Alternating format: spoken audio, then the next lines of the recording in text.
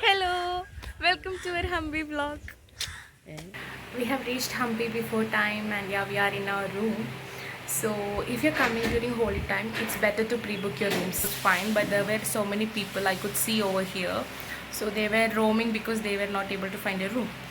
So like all the travel vlogs I watched and all the blogs which I read before coming over here was mentioning about a stop called Hospate, where there are a lot of pickup and dropping points.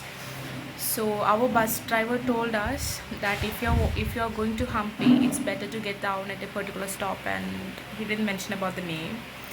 So we got down there, we took a rickshaw and we came here. So if you're coming from Hospate to Hampi, it will take half an hour, but this place, the point from which we got down to here, took hardly 15 minutes. This was the map that we followed. We split the places to visit over 3 days based on the distance.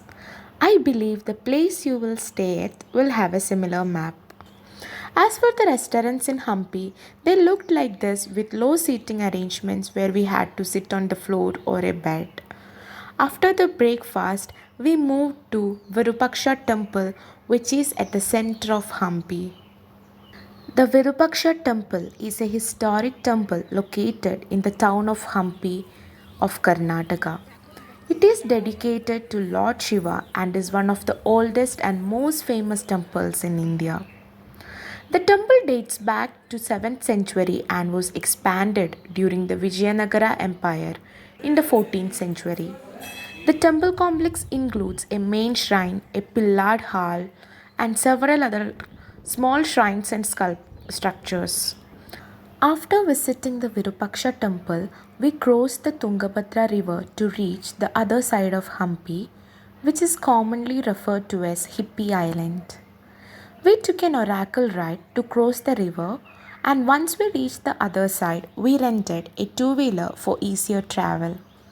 Unfortunately, the government had destroyed the Hippie Island side and there wasn't much to see there. Despite the setback, the ride itself was really enjoyable. Our first stop on the other side was the Anjaneya Temple. Our next destination is Hanuman Temple, and it has got 537 steps. We are not sure whether we will be reaching there, but yet we will try. So this temple is in the Hippie Island side. We have crossed the river. 100 steps, 200, done. 300. This is the view after 500 steps. Just see, just 37 more steps to go. It is not 537, it was 575. Yeah. So this is us after climbing 575 steps. So tired, and that too around 12:30. It's like, we are going to fall down. This is the view from the Anjaneya temple, and it was absolutely breathtaking. The sweeping vistas of the surrounding hills and valleys were truly awe-inspiring.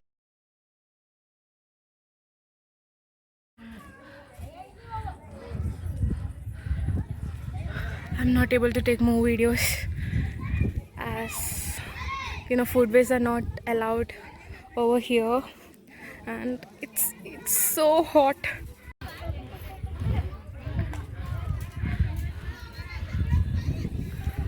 Actually, we should have come in the evening, but at this time, we are actually planning to go back as it's too hot and we have more places to cover. We have to cross the Hippie Island before 6 o'clock. The only coolest part of this temple is this. I feel you feel so cool over this place between the rock.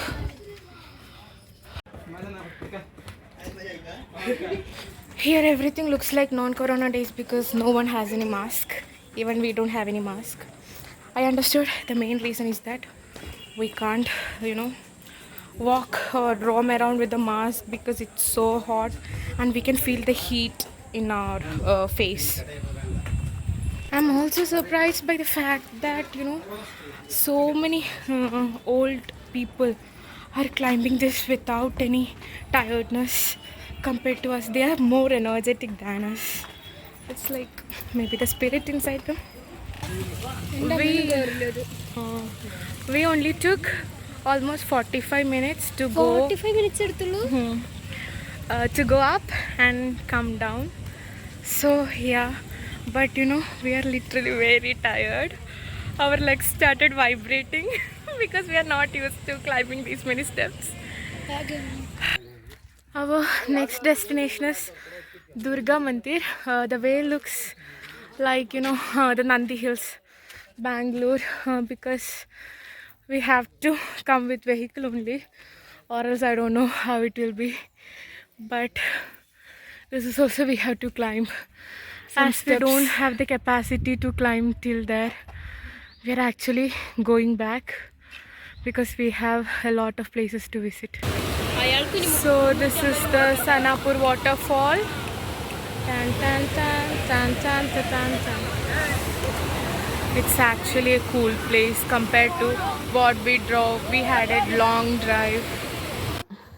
After visiting the Anjaneya temple, we headed to the Senapur waterfall.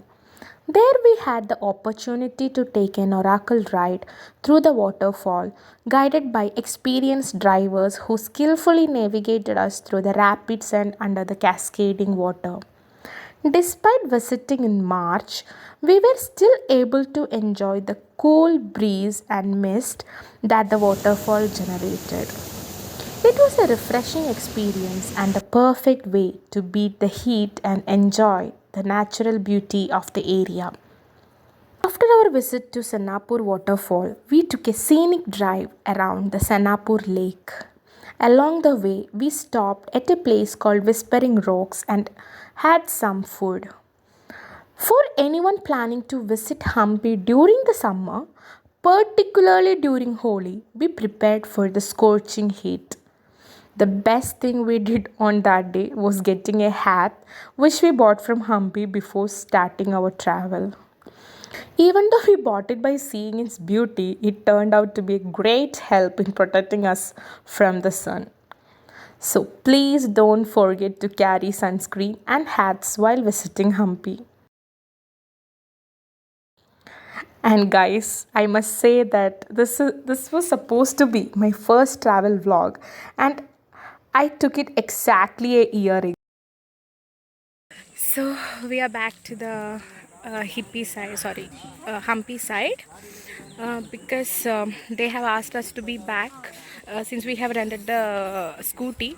They have asked us to be back by 5 o'clock, because after that we won't be getting any boats or anything to cross the river. So we are back, and now we are going to the Hampi side, as it is just 4:30 and we won't be coming to this side tomorrow or day after tomorrow.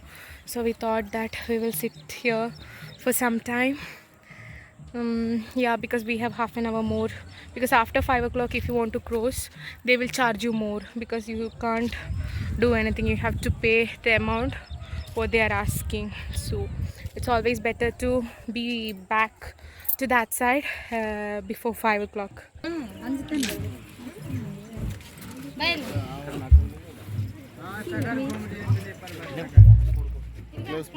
Now we are again back to Virupaksha Temple side to see the beautiful sunset. So there is a sunset point over here, and at this place we can see Hemakuta group of temples, Kadalakalu Ganesh and Shashivekalu Ganesh. So we will be going to the sunset point. So this is the best climate now. Yeah, the heat is really less, so now we don't feel that tiredness and all. After a day filled with activities, we decided to head to the sunset point at around 5:36. The moment we reached the spot, we were in awe of the place calm and peaceful atmosphere. It's challenging to describe the feeling we had, but it was truly divine and tranquil. One of the things that stood out to us during our visit to Hampi was the kindness and helpfulness of the locals.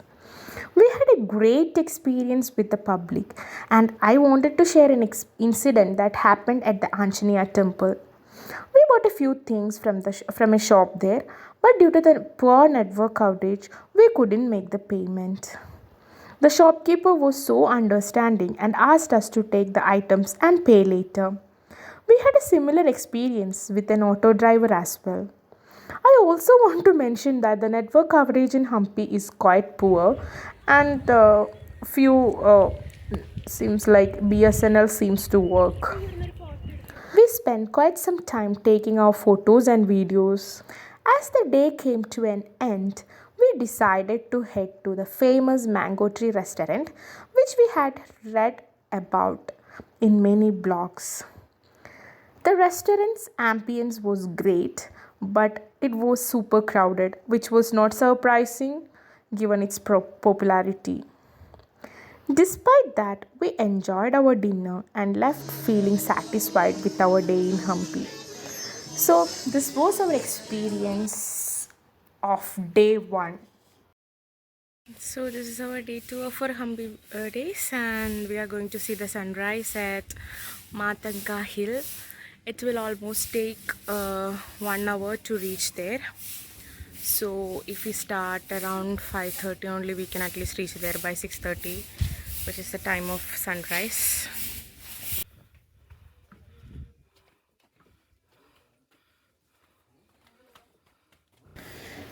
On the next day of our Hampi trip, we woke up early and headed to Matanga Hills for a sunrise trek.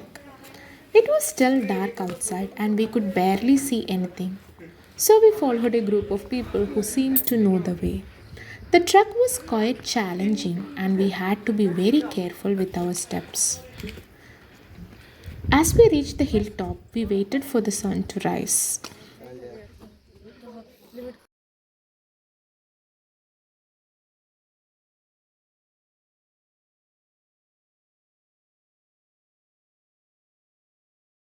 The view from the top was truly breathtaking as we could see a 360-degree panoramic view of Hampi. We met many other tourists like us who had also come to witness the sunrise. Unfortunately, we were unable to see the sunrise due to the cloudy weather, but we still enjoyed the trekking experience. Overall, it was a great start to the day, and we were excited to see what else Hampi had in store for us, as that was the Holi day.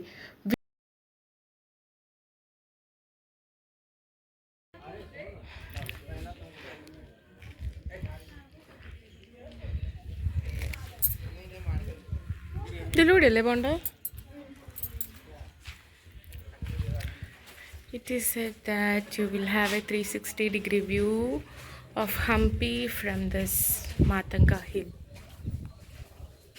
Varilla.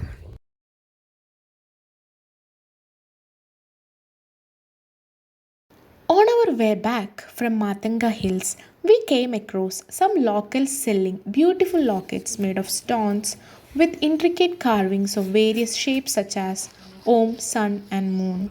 We basically climbed this one.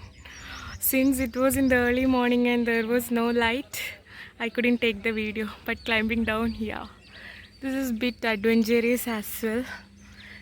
The climbing is not at all an easy task, but it was fun. The Hampi street is all ready to celebrate Holi. So here people are gonna celebrate the Holi today, and we have changed our dress because colors, and we have to save our dress. So ഒന്നുമില്ല ചുമ്മാ ഇന്ന് നിന്നെ കണ്ടില്ലല്ലോ കണ്ടില്ല എന്നല്ല ക്യാമറയിൽ വ്ളോഗിൽ കണ്ടില്ലല്ലോ അങ്ങനെ അപ്പോൾ the locals of Hampi are also as excited as we are because they are celebrating this after 3 years. Due to corona they were not celebrating, so